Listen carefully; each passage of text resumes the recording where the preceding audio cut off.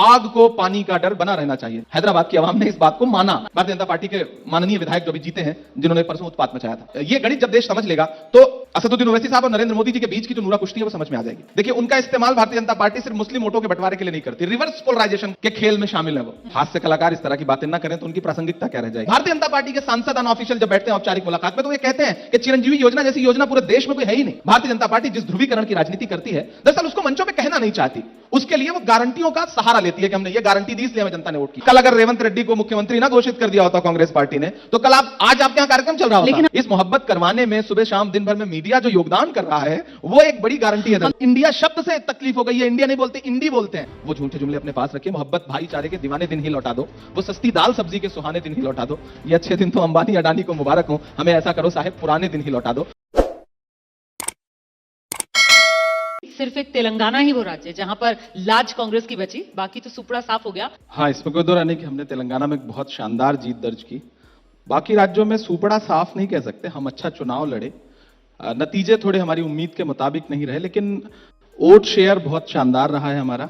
और जब से चुनाव का रिजल्ट आया है, एक माहौल बनाने की कोशिश की जा रही है कि सुपड़ा साफ हो गया, बिल्कुल एकदम कांग्रेस खत्म हो गई इन 3 राज्यों में। मैं नहीं मानता हूं, मैं इस बात से इत्तेफाक नहीं रखता हूं, और मैं कांग्रेस के कार्यकर्ताओं और देशवासियों को भी कहना चाहता हूं कि कहीं 2% का डिफरेंस है, कहीं 1.5% का, मध्य प्रदेश में तकरीबन 8% का, तो ये इतना भी, इसको मैं बुरी हार नहीं मानता हूं। हारे हैं हम, कहीं ना कहीं थोड़ा सा चुनावी मैनेजमेंट शायद करने में हम कमजोर रह गए। जनता ने हमें वोट दिया है। आप इस चुनाव में अगर देखें तो 4 करोड़ 81 लाख वोट भारतीय जनता पार्टी को मिला है, 4 करोड़ 90 लाख वोट हमें मिला है। तो मैं मानता हूं कि इन 4 राज्यों के नतीजे थोड़े उम्मीद के मुताबिक नहीं है, लेकिन इतने भी निराशाजनक नहीं है। लेकिन वो कहते हैं ना, आप तो शायर हैं, मेरी बात को और बेहतर तरीके से समझेंगे कि जमहूरियत वो तर्ज हुकूमत है जहां वोटों को तोला नहीं जाता, गिना जाता है। खैर, बिल्कुल गिना जाता है। वो परवीन शाकिर का एक शेर है कि मलाल है मगर इतना मलाल थोड़े है, ये आंख रोने की शिद्दत से लाल थोड़े है। मजा तो तब है कि हम हार कर भी हंसते रहे, हमेशा जीत ही जाना कमाल थोड़े है। तो कहीं ना कहीं एक चूक हुई है, वो आत्म परीक्षण करना है, समीक्षा करना है, पार्टी के वर्कर्स को और मोटिवेट करना है, और एक नई लड़ाई के लिए सबको तैयार रहना है। हमने तेलंगाना जैसा राज्य जीता है, उसका जश्न मनाना है। बिल्कुल बिल्कुल, उसका जश्न मनाना है। उस मोर्चे पर भी मैं आऊंगी, लेकिन क्या इमरान प्रतापगढ़ी ने मंथन किया कि बाय बाय मामा या बाय बाय शिवराज भी कर देते आकर? बाय बाय केसीआर जो किया और वो जो हिट हुआ, तो अब तो वाकई में आपने उनको रवाना कर दिया है, तो एक बार जरा हो जाए वो bye bye KCR. Actually party जहां आपको जिम्मेदारी देती है, आप वहां जाके काम करते हैं। मुझे तेलंगाना में जिम्मेदारी मिली, मैंने अपना 100% वहां देने की कोशिश की। मुझे राजस्थान में 7 सीटों पर प्रचार के लिए पार्टी ने 2 दिन भेजा, उसमें मैं 7 सीट पे प्रचार करने गया, और मैं मानता हूं कि वो 7 की 7 सीटें हम जीते हैं। तो हाँ, मेरा रिजल्ट बहुत अच्छा रहा है। बस ये है कि मुझे भी मलाल है कि मैं और सीटों पे प्रचार करने क्यों नहीं जा सका। मध्य प्रदेश में 2 सीट पे जा पाया, 1 दिन मुझे मिला, उसमें 1 सीट हम तकरीबन 30,000 वोट से जीते हैं, और 1 सीट पे दूसरे नंबर पे रहे। तो काश मैं और जगहों पे जा पाता और शायद और बेहतर कर पाता। इंतजार बढ़ रहा है। तेलंगाना में जो मैंने नारा दिया वो बहुत पॉपुलर हुआ, और वो नज्म बहुत पॉपुलर हुई। मैं वो सुना देता हूं कि जो चरित्रार्थ हुई, मुझे खुशी है कि वो एक नज्म जो नारा बन गई कि अब तो तेलंगाना की है यही पुकार, bye bye KCR, bye bye KCR, बंद करो झूठ का ये अपना कारोबार, bye bye KCR, bye bye KCR. हम चुनावी मुहिम में होते हैं तो हम जिस आरोप प्रत्यारोप की बात करते हैं, उसे अगर हम कविता और शायरी के जरिए कहते हैं तो आवाम के दिलों तक ज्यादा बेहतर तरीके से पहुंचती है। कि लूट लिया तुमने ये पूरा तेलंगाना, झूठ मूठ का अब बनाओ ना बहाना, आपके ये सारे माला माल हो गए सब तेरे रिश्तेदार, bye bye KCR, bye bye KCR. और इनकी अंतिम पंक्तियां थी कि अब नहीं चल पाएगी मोदी जी से यारी, तुम नहीं निभा पाए अपनी जिम्मेदारी, आपकी ये कार अब तो हो गई बेकार, bye bye KCR, bye bye KCR. ये कविता थी जो वहां पर बहुत सुनी गई, बहुत लोगों ने इसको लेकिन इमरान नारे की तरह इस्तेमाल किया। केसीआर के वो यार ओवैसी साहब उनके सामने दाल नहीं गल पाई, क्यों? नहीं, आप समीक्षा करिए, आपको समझ में आ जाएगा कि बिल्कुल दाल गली। दरअसल तेलंगाना का जो पूरा चुनावी गणित है वो ये है कि केसीआर पूरे प्रदेश की मुस्लिम वोटों की ठेकेदारी दे देते हैं ओवैसी साहब को। ओवैसी साहब अपने प्रत्याशी तेलंगाना में 9 सीट, उत्तर प्रदेश में 100 सीट। तो इस गणित को समझने की जरूरत है। तो तेलंगाना में वो 9 सीट पे चुनाव लड़ रहे थे और बाकी ठेकेदारी केसीआर ने ओवैसी साहब को दी थी कि आप बीआरएस के खाते में पूरा वोट ला करके डालिए। लेकिन आपको जान के हैरत होगी कि पूरे तेलंगाना में अकलियतों ने खास तौर से कांग्रेस पार्टी को झोली भर के वोट दिया है। इसी वजह से सरकार बनी है, वो वोट ऐड हुआ है, इसी वजह से सरकार बनी। बीआरएस का अकेला माइनॉरिटी का जो कैंडिडेट था बोधन से, अंतिम दिन मैंने वहां जनसभा की है, आमिर शकील, वो चुनाव हारे और कांग्रेस पार्टी के सुदर्शन रेड्डी वहां से चुनाव जीते। तो आप उस गणित को समझिए। जुबली हिल्स, जहां सुबह शाम असदुद्दीन ओवैसी साहब ने अजरुद्दीन के खिलाफ कोशिश की, आपने कैंडिडेट उतारे, उसको 10,000 वोट भी नहीं मिला, जबकि वो उनके वहां पे 2 कॉर्पोरेटर हैं। लेकिन अजरुद्दीन तो हार गए ना। हाँ, चुनाव हार गए, लेकिन नामपल्ली जहां मतलब नाको चने चबाने पड़े, 2,000 वोट से हमारा प्रत्याशी हारा, सिर्फ 2,000 वोट से। तो हमारा प्रदर्शन पुराने हैदराबाद में भी बहुत सुधरा है। वहां बोगस वोटिंग एक बहुत बड़ी समस्या है और मुझे पूरा यकीन है कि सरकार बन रही है, हम अगले चुनाव में उस समस्या को दूर कर लेंगे और आपको यह समझ में आएगा कि जिसे अपना गढ़ बताया जा रहा है वो गढ़ भी नहीं बचेगा। ये हम वादा करते हैं तेलंगाना की आवाम से। तो इस चुनाव से आपको लगता है कि जो असदुद्दीन ओवैसी हैं और जो उनकी राजनीति है उसको बेनकाब किया? क्योंकि पैदल करते तो आप उनको नजर आए, गली गली ओवैसी साहब हैदराबाद में पैदल गलियों में घूमते खूब नजर आए। हाँ बिल्कुल, उन्हें घूमना पड़ा। देखिए, मैंने अपने भाषणों में एक बात कही कि मैं तेलंगाना और खासतौर से नामपल्ली, जुबली हिल्स की आवाम का शुक्रिया अदा कर रहा हूं कि आपने ये स्थिति ला दी है कि बुरहानपुर, जबलपुर, इंदौर, राजस्थान में कैंडिडेट देने के बावजूद प्रचार करने नहीं जा पा रहे हैं। ये हुआ है हैदराबाद की वजह से, तेलंगाना की आवाम। मैंने वहां जाके एक ही बात कही थी कि आपने छोड़ दिया है, खुला छोड़ दिया है, पूरे देश में जाओ, वोटों का बंटवारा करो, आग को पानी का डर बना रहना चाहिए। हैदराबाद की आवाम ने इस बात को माना और उन्होंने आग को पानी का डर बताया कि नहीं, आपको गलियों में घूमना पड़ेगा। तो यही वजह है कि जबलपुर नहीं जा पाए, वो बहुत मुश्किल से कुछ सभाएं, 2-3 सभाएं वो राजस्थान में कर पाए। तो ये गणित भी समझने की जरूरत है कि गोशा महल में प्रचार नहीं किया अकबरुद्दीन ओवैसी ने, लेकिन हवा महल में आके प्रचार किया और उसका दुष्परिणाम ये रहा कि हवा महल से जो विधायक जी जीते हैं राजस्थान से, वो जीतते ही सबसे पहले उन्होंने शपथ भी नहीं ली और पूरे हवा महल में और राजस्थान के जयपुर की सड़कों पे निकल पड़े वो दुकानें बंद कराने के लिए कि नॉनवेज नहीं खाने देंगे, ये नहीं कर देंगे। तो देश को यह भी समझने की जरूरत है कि वहां अकबरुद्दीन ओवैसी ने आके प्रचार किया था, असदुद्दीन ओवैसी साहब ने सभाएं की थी, लेकिन उनको कैंडिडेट को कितने वोट मिले? 600 वोट। और लगभग इतने ही वोट से भारतीय जनता पार्टी के माननीय विधायक जो अभी जीते हैं, जिन्होंने परसों उत्पात मचाया था। तो यह गणित भी देश को समझने की जरूरत है और यह गणित जब देश समझ लेगा तो असदुद्दीन ओवैसी साहब और नरेंद्र मोदी जी के बीच की जो नूरा कुश्ती है वो समझ में आ जाएगी। तो मतलब जब आप कहते हैं कि असदुद्दीन ओवैसी का ये गणित देश समझ लेगा, तो शायद आप मुस्लिम वोटर का जिक्र करते हैं, जिसको लेकर आप सिर्फ मुस्लिम वोटर नहीं, रोमाना जी, मैं सिर्फ मुस्लिम वोटर की बात नहीं कर रहा। देखिए, उनका इस्तेमाल भारतीय जनता पार्टी सिर्फ मुस्लिम वोटों के बंटवारे के लिए नहीं करती, रिवर्स पोलराइजेशन के खेल में शामिल है।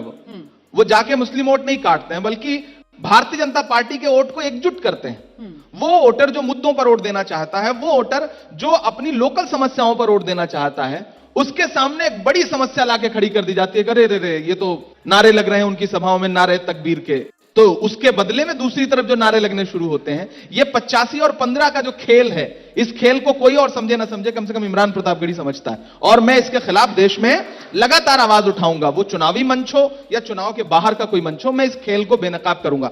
शाबाश बेटा, बहुत बढ़िया। क्योंकि ये खेल देश का नुकसान कर रहा है। लेकिन इमरान प्रतापगढ़ी साहब, आपने जिस तरीके से तेलंगाना में प्रचार किया, उसके बाद आपने खुद ही कहा कि जो मुस्लिम वोट एक तरीके से जिसको ओवैसी साहब की पार्टी अपनी बपौती मानती थी तेलंगाना में, उनसे छिटक कर, ठीक है वो 7 सीटें जरूर जीते, लेकिन अन्य सीटों पर जो बीआरएस के पास चला जाता था वो कांग्रेस के पास आया। कमोबेश यही स्थिति हमने कर्नाटक में देखी। वहां पर भी जो मुस्लिम वोट था वो क्षेत्रीय दल से छिटक कर, जेडीएस से हटकर कांग्रेस के पाले में आया। तो अब आगे, और आगे जिन राज्यों का मैं नाम ले रही हूं, वो उत्तर प्रदेश है, वो बिहार है, जहां पर कहने को जो क्षेत्रीय दल हैं वो गठबंधन में आपके साथ ही हैं। तो फिर क्या होगा? मुस्लिम वोट को लेकर कांग्रेस की रणनीति क्या होगी? नहीं, आप सिर्फ देखिए, कांग्रेस पार्टी एक पर्टिकुलर किसी भी धर्म की, किसी भी एक समाज की राजनीति नहीं करती है। हम सबको साथ लेकर के चलने की बात करते हैं। हां, अलग अलग समाजों के वोट का अपना एक महत्व है और उसको लेकर के हर पार्टी अपनी रणनीति बनाती है। तो हम जहां गठबंधन में हैं इंडिया अलायंस जहां पे फॉर्म है और वो लगातार चल रहा है, उसके जो घटक दल हैं, हम जाहिर सी बात है जब उनके गठबंधन में चुनाव लड़ेंगे तो उसको लेकर के हमारी रणनीति दूसरी होगी, वो क्या स्वाभाविक होगी? सी बात है। क्या होगी रणनीति? मैम, हमारी कोशिश ये होगी कि वो अकलियतों के वोट हों, वो अक्सरियत के वोट हों, सारे वोट जो संविधान बचाने और लोकतंत्र बचाने की कोशिश कर रहे हैं, हम उस तमाम वोट को एकजुट करने की मुहिम चलाएंगे। और हमारे भी लोग, और जिस घटक दल के साथ हम चुनाव लड़ रहे होंगे जिस राज्य में, चाहे वो उत्तर प्रदेश में सपा हो या फिर आरजेडी हो या फिर टीएमसी हो, जो भी घटक दल है, जेडीयू हो, हम सबके साथ कोशिश करेंगे कि हम मिलकर के संयुक्त रूप से प्रयास करें। इससे रिवर्स पोलराइजेशन का खतरा नहीं होता है? रिवर्स पोलराइजेशन का खतरा सिर्फ जब लड़ाई नहीं, देखिए, जब लड़ाई संविधान और लोकतंत्र की बातों पे आ जाती है, जब मुद्दा लोकतंत्र होगा, संविधान होगा, तो फिर इसके रिवर्स अगर कोई पोलराइजेशन हो रहा है तो वो फिर इसी बात का हो रहा है कि जो संविधान के खिलाफ हैं वो पोलराइज हो रहे हैं। ओके, तो वो होते रहें, उनके होने से तो फिर आप अपनी लड़ाई थोड़ी छोड़ देंगे। आपको तो लोकतंत्र और संविधान बचाने के लिए लड़ना है ना, वो उससे डर करके तो आप घर नहीं बैठ सकते ना, सीधी बात। वैसे 24 में होने क्या वाला है? क्योंकि आपसे पहले यहाँ पर जो मेहमान आए थे वो बीजेपी के सांसद थे, रवि किशन जी, और वो बड़े चुटीले अंदाज में, मतलब जिस अंदाज के लिए रवि किशन जाने जाते हैं उसी अंदाज में वो कहकर गए हैं। उनसे पूछा गया कि साहब राहुल गांधी को आप चुनौती मानते हैं? उन्होंने कहा हाँ बिल्कुल चुनौती मानता हूं, अब से 25-30 साल बाद राहुल गांधी को वो चुनौती मान रहे हैं।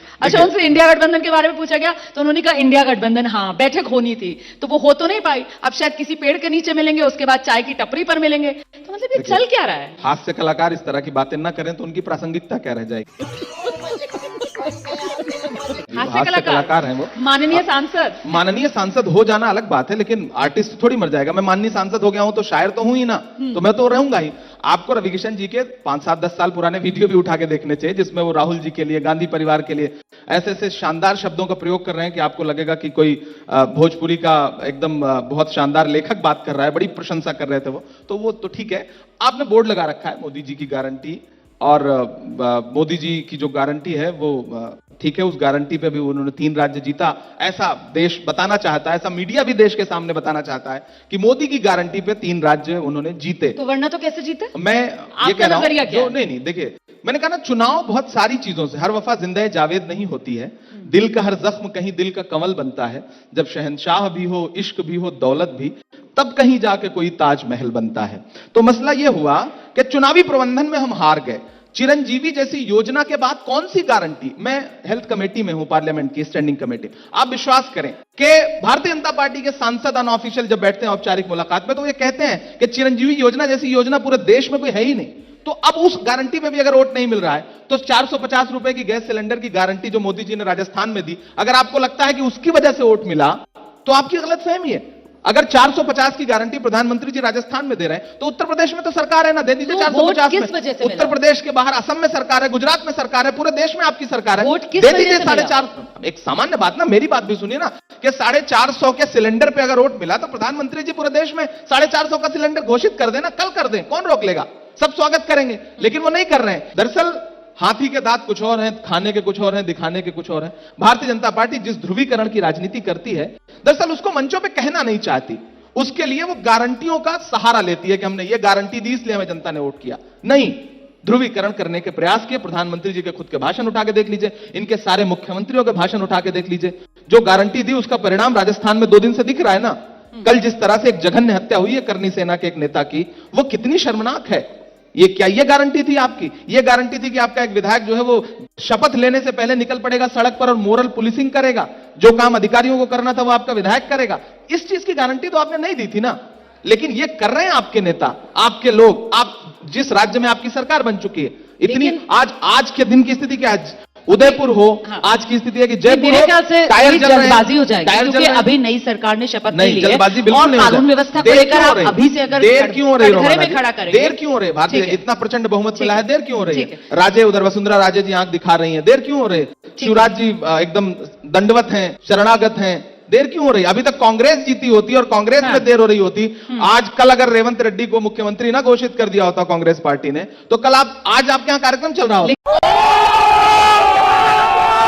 लेकिन आप इस सवाल का जवाब तो दीजिए ना, आप इस सवाल का जवाब तो दीजिए ना कि आखिरकार दिखता तो ये भी है कि मोदी से लोगों को जो मोहब्बत है, मोदी से लोगों को जो मोहब्बत है, जो वोटर्स के जरिए नजर आती है, उसके आगे राहुल गांधी की जो मोहब्बत की दुकान है वो तो नहीं चल पा रही है रोमाना उत्तर जी, भारत में। मैं पढ़ा लिखा आदमी हूं, बड़ी पढ़ी लिखी बात करूंगा। आपको लगता है कि मोहब्बत की गारंटी पे वोट मिलता है? तो फिर तो राहुल गांधी ने 4000 किलोमीटर पैदल यात्रा की, उससे बड़ी मोहब्बत की गारंटी क्या हो सकती थी?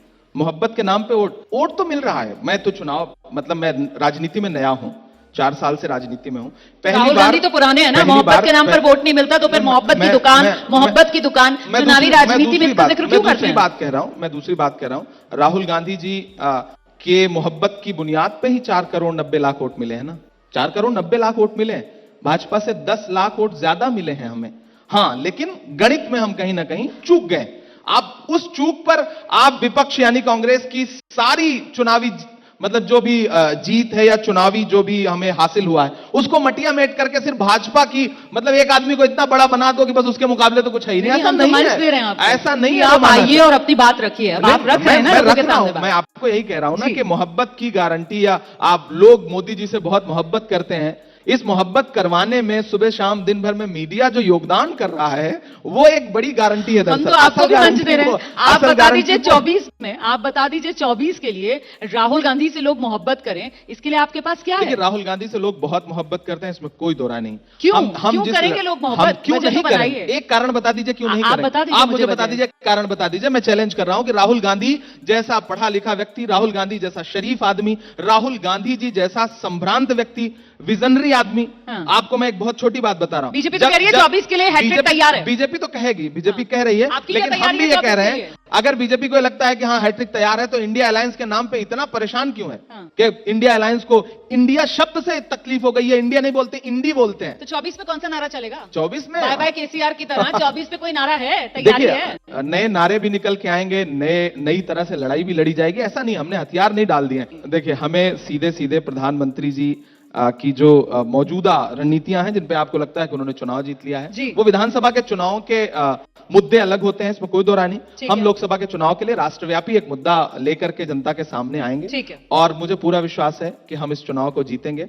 हम मोदी जी से लगातार ये कह रहे हैं कि आपने जो झूठे जुमले दिए हैं देश को, वो झूठे जुमले अपने पास रखिए। मोहब्बत भाईचारे के दीवाने दिन ही लौटा दो, वो सस्ती दाल सब्जी के सुहाने दिन ही लौटा दो। ये अच्छे दिन तो अंबानी अडानी को मुबारक हो, हमें ऐसा करो साहेब पुराने दिन ही लौटा दो। हम पुराने दिन लाने के लिए लड़ेंगे, वो पुराने दिन जिसमें चीजें सस्ती थी, जहां मोहब्बत भी थी, जहां हिंदू मुसलमान सिख ईसाई दलित बौद्ध सब एक साथ बैठ करके इस तरह की जो आज का जो मंजर है वो मंजर नहीं हुआ करता था। क्या बात है? हम उस मंजर के लिए लगातार कोशिश करें। म्यूजिक।